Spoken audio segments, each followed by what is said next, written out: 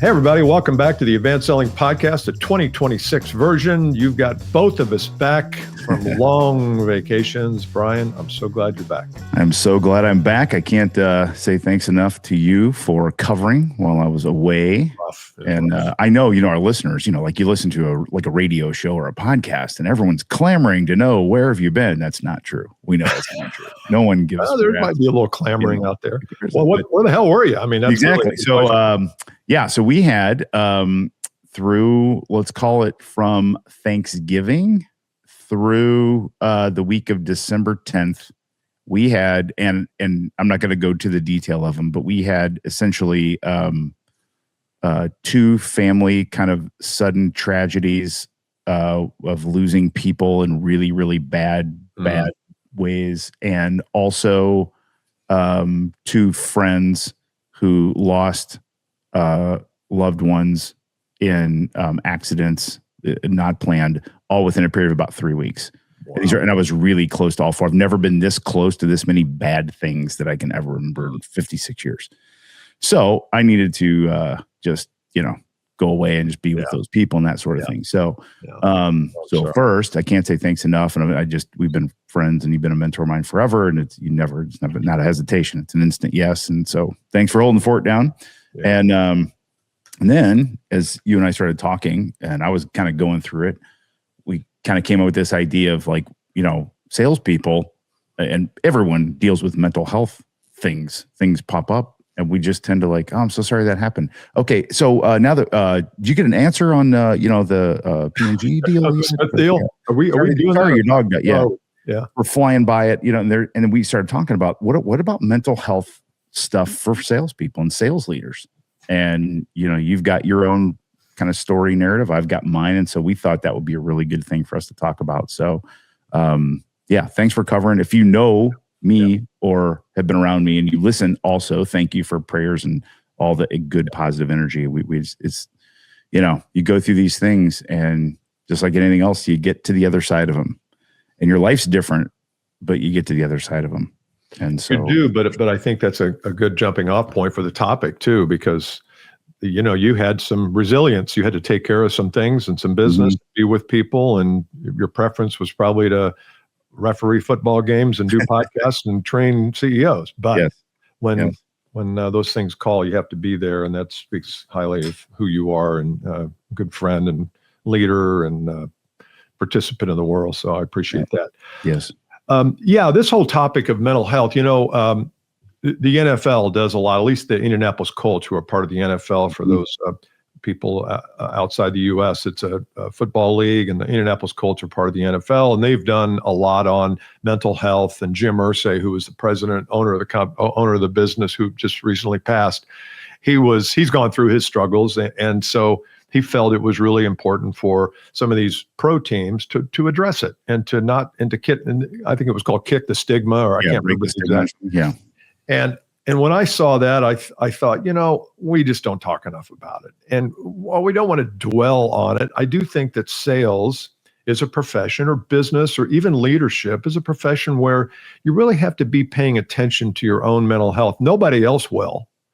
Maybe your spouse, maybe not, because everybody's got their own issues. There's not enough time in the day to pay attention to everybody around you. So it's up to us. And I think sales is one of those professions that, and we'll talk about this today, that it has a lot of ingredients for strife. Yes. And whether it's quotas, whether it's identity issues, you identify with your numbers. If your numbers are good, you're on top of the world. If they're not, you have a tendency to be at the bottom of the heap. So I think there's a lot of things that we want to get into today. And also for the next 4 episodes, we'd like to address a different component of that and give you some things that maybe we've worked on, we've seen work. We've had our own, like you said, Bryan, our own dealings with some of this stuff. And so we come at this not from somebody who's just sitting in a conference room somewhere, but somebody who's lived it. Absolutely. And we were going to kind of talk about our narratives a little bit, and I'll share with you mine. I don't know if I've ever told you this story, Bill. No, but go. I'm ready. I got my first sales job. I worked for Procter & Gamble in Columbus, Ohio. 1-bedroom apartment in Hilliard, Ohio, a little suburb on the west side of Columbus, and had an outside sales territory driving around. I was having trouble sleeping, and I was having nightmares of people that were forcing me to drink Downy and Downy, the water, the softener, and I was choking, and I'd wake up in the middle of the night like choking and gagging multiple times. Really weird thing, and I couldn't bottom out my breath, and I'm a little hypochondriac, so I stopped at one of my grocery stores that I called on at a payphone, and I called a cardiologist office, and I said, I need to come see somebody because I'm having some heart issues. And the woman's like, do you need 911? I said, no, it's not that bad, but it's really bad. She goes, how old are you? I go, 22. She said, have you ever been to a regular doctor yet? I'm like, no, I'm having a heart attack, man. Like, let me in. She's like, well, she's really nice. She's like, you can't really come, you're 22. You're not, you need to go to a regular doctor. So I go to this regular doctor. He starts poking around at me, listening to stuff. And he goes, so you having girl troubles? And I'm like, huh? I'm like, no, dude, I'm having a freaking heart attack, man. Like, what are we doing here? Let's get the paddles out. Cut He's now. like, yeah. He goes, you know who Earl Campbell is? And Earl Campbell was a running back for the Houston Oilers. And I'm like, yeah, of course I know who Earl Campbell is. He goes, you're having something Earl Campbell has. It's called panic attack. And I'm like, what? He goes, a panic attack. It's like it's an anxiety thing that you have. And it's from just being nervous. And you got a big job shift and a change. And you're just, going through it. So he prescribed to me Xanax. This was my first hit with like mental health, anything. And started taking the Xanax, one a day sort of thing with food. And I was out my territory. I took one before lunch, and then I ate, and I had a sales call, and I forgot if I took it or not. So I took a second one before I started to drive home from Wapakoneta, Ohio to Columbus. And I started like, oh my gosh, I pulled over. I fell asleep for about 3 hours in my car. I threw the Xanax away because I'm like, that didn't go well for me.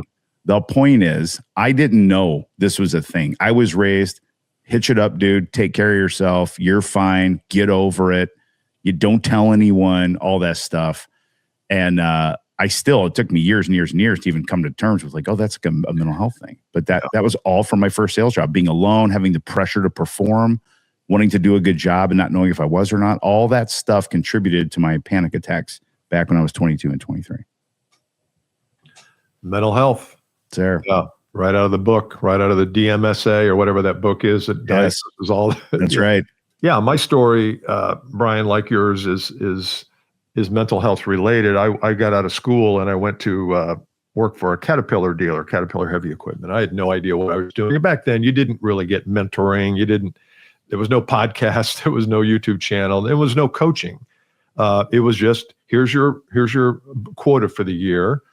Go get them, and that was it. And so then if you didn't know what you were doing, which I did not, and I don't know if I still do, but I didn't then, you're just throwing crap against the wall and you're hoping some sticks and some did and some didn't, but you're still doubting yourself every step of the way. And then I started to medicate. I figured that was the best thing I could do is drink more. And that really wasn't the answer, but it was a temporary numbing of the pain that I was feeling at being insufficient. I felt like, every quota I had is like, well, I don't know how to get there. So I'm just out winging it, slinging, what against the wall. So eventually I had to get help for not only the sales problem, but also the numbing problem. Yeah. And that really turned my life around because I wouldn't be here today. You'd have another partner on the podcast. I just wouldn't be alive if I'd have continued down that same path. And so over the last 30 years of sobriety, I've learned that mental health is not something to laugh at. It's not something to snicker at. It's not something just to tough it out. It's something to pay attention to and to say, what is this that I'm feeling? And what is the cause of it? And how am I contributing to it? And what can I do to resolve it? And it's all really self-care at the bottom of it. And so those are a couple of stories of our experiences of how we've dealt with it and what happened. So I'm wondering if it would make sense to get into how do you know, if you're listening to this, how do you know that you might be going through something that might sound really innocuous and not even scary, but are there signs? Are there indications that you might have a little struggle in this area? Yeah, I think that's great. I also wonder sometimes there is, I think, I don't want to get off on a tangent here, but there's a little generational difference, I think, with this topic that the millennial Gen Zs, they grew up more. This isn't necessarily all good either. They grew up with a more openness to mental health and counseling and agree. being able to express how you feel, where the boomers and the Gen Xers were sort of like, get over ourselves. So,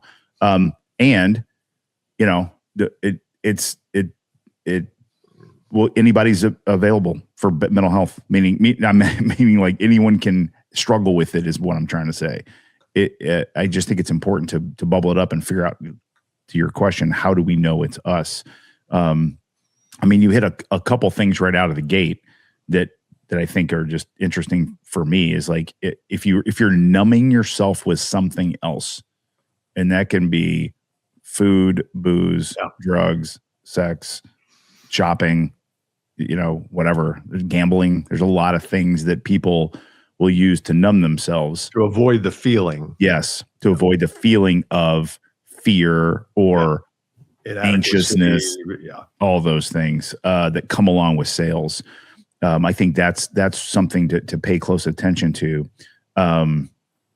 And that's really, I'll speak for myself, really hard to do, because it's easily justifiable sometimes, or comparative, like, well, that person does that more than I do and they're fine, or, but if you're questioning, if you're going through that, that's a signal that maybe you might want to like check yourself a little bit just to make sure, there's not something going on there. But it doesn't matter what it is. And these days, social media is numbing.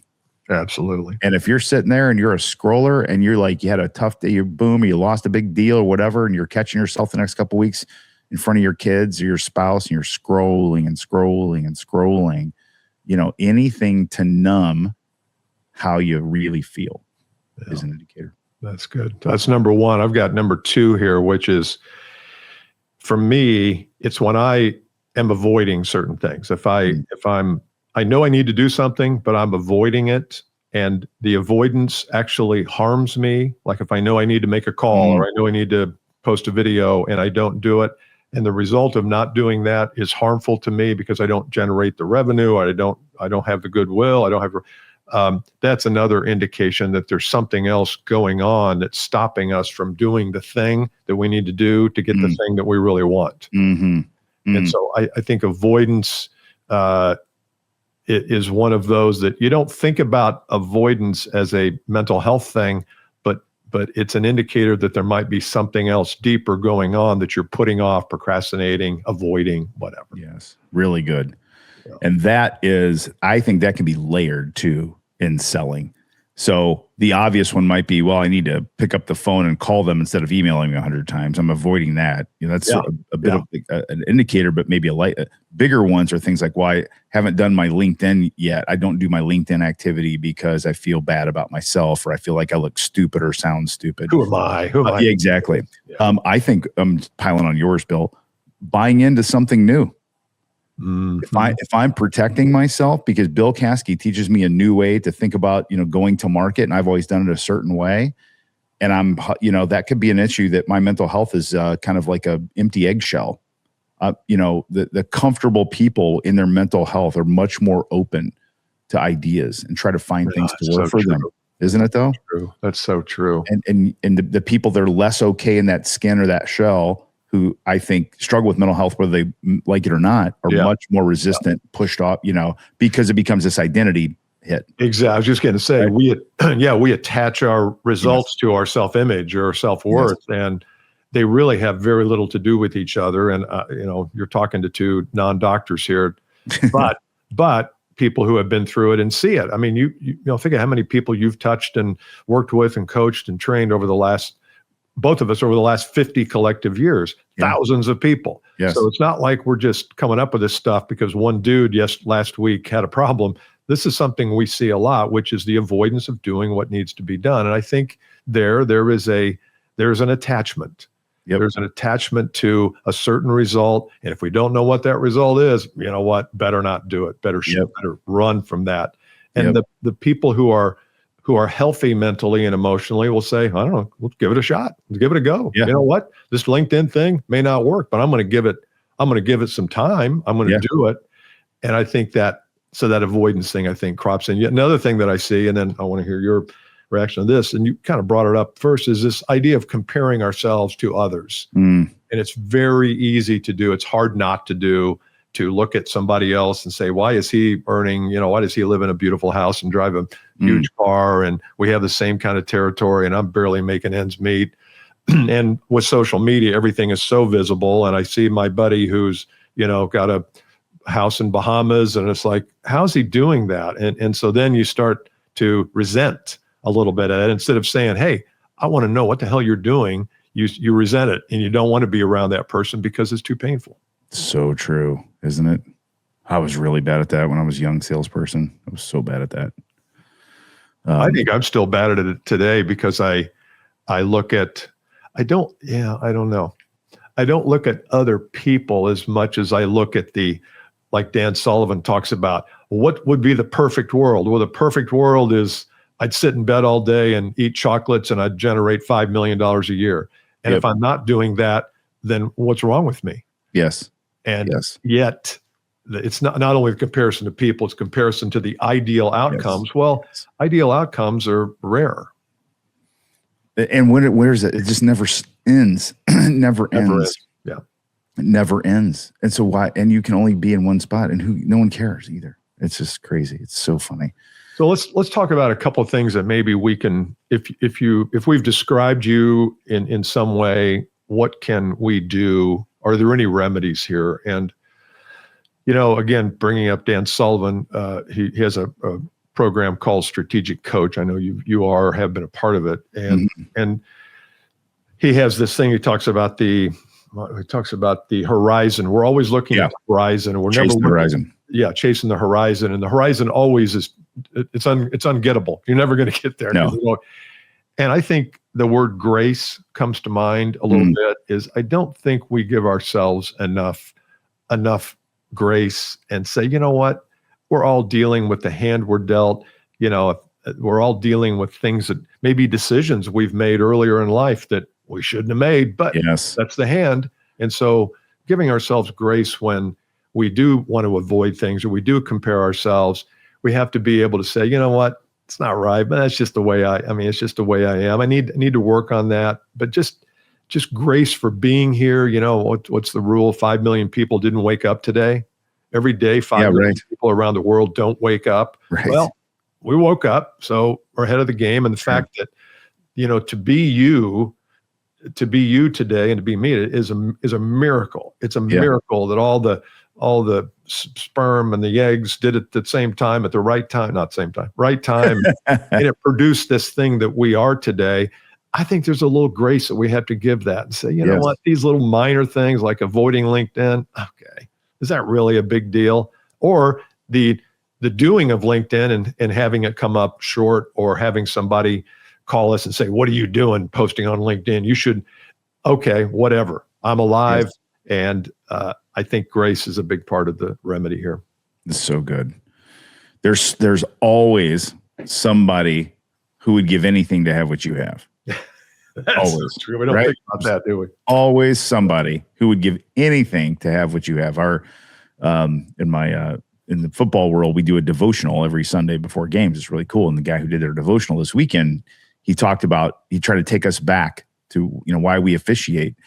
And we all worked at, Little League, high school, and college. And he told a story of a guy who was actually in the room, a veteran who's way older than us, but been around for 25 years or so. He said, I remember meeting that guy, and I remember leaving that and say, I want to be him. And then on this Sunday, he was in the room with him. And, but that one, in that one moment, is like, God, do anything to, I remember doing that with you. I remember going to pat at you, and you had a Lexus, I think, right? Gold Lexus. Was it gold Lexus? Yep. Which was super fancy car to me. And I was broke, and going to pat at you, and you knew everybody. I'm like, how does this guy know everybody? He knows everybody in this restaurant. I'm like, God, I want to be like that, And then you get versions of that, and then you realize that didn't do anything for you. No. It's kind of like would you trade, okay, you want to be like Bryan Neal. Would you trade your life to be Bryan Neal? And a lot of us probably not. I don't know. No, I'm telling you. No, I don't mean you personally, but I think Yeah. when you say, okay, you have somebody out there you'd like to be like, would you give up everything you have to get what they have? And you're like, Yeah. well, hell no, I wouldn't give up my family. I wouldn't trade my life for that. Now, I'd Yeah. like to be more like him or her in terms of results, in terms of how they operate in the world, but we wouldn't do that. I think a lot of times too, in terms of talking about a solution to this, is get back to purpose. Get back to what, that's what your referee friend did in the devotional. Absolutely. Why are we doing this? Are we doing this for the money? Well, it's good money, but are we doing this for the fame? Probably not, because you don't get a lot of it. But we're doing it because we love the game and we love the order that we can bring to a game and allow these athletes to be at their best by our order. I mean, I don't know what the purpose is, but I think if we're in a position where we're mentally a little bit askew, getting back to purpose, original purpose, capital P purpose, divine purpose, whatever you want to call it, is really vital too. Yes. And as you're listening to this, if we're touching places, because we're kind of bouncing around on it, those are the things to pay attention to in this series. Like, oh yeah, I've been eating too much or whatever, or I'm scrolling too much, or yeah, I just was talking about how I want to be them, or they this, or that guy's got a better territory. There's all versions of this. These are signs that you might want to tend to your mental health a little bit, is what we're doing here. So here's what we'd like you to do is go to LinkedIn. And I know that it's a little bit weird because we're asking you to publicly say, here's what I'm struggling with, or here's what I'd like to learn more about. Go there and we'll put a link. You can go to it. If you're not a member of the community, the LinkedIn group, go to advancedsellingpodcast.com/LinkedIn. That'll take you to the page. You can sign up. And we want to hear about what you want us to talk about over these next few episodes. We've got kind of a plan, but we want this to serve you. Yep, for sure. And then we're going to carry on with this, talk about some things to do and that sort of thing in the series. So really want to start some dialogue and just make it a good safe space to talk about this stuff. And safe space doesn't mean we're going to coddle over, I think sometimes people get like, because there's moving mental health forward takes energy and effort. Absolutely. It doesn't take coddling. It takes some care, but it also takes some tough love sometimes and some hard work. So we're going to talk about some things you can do to tend to it. So, and I think coaching is a part of this too, not therapy necessarily. Sometimes I think therapy is easily replaced by coaching. Coaching is where the person hears you out, but then is not coddling and says, you're looking at this all wrong, or you've come back to me now 3 times and said you haven't done this. When are we going to do it? I mean, I think having somebody in your life who can hold your feet to the fire a little bit, still be compassionate, still understand your situation, but help you take some action, because nothing's going to change if action's not taken. Yes, for sure. All right. Good stuff. Good start. Good job. Good start. We'll talk to you next week, and we'll go to chapter 2 here in this series. And we'd love to hear from you on LinkedIn. Let us know. And we will not read your name or anything, but we would like to hear what you think. That'd be great. See you next time. Later.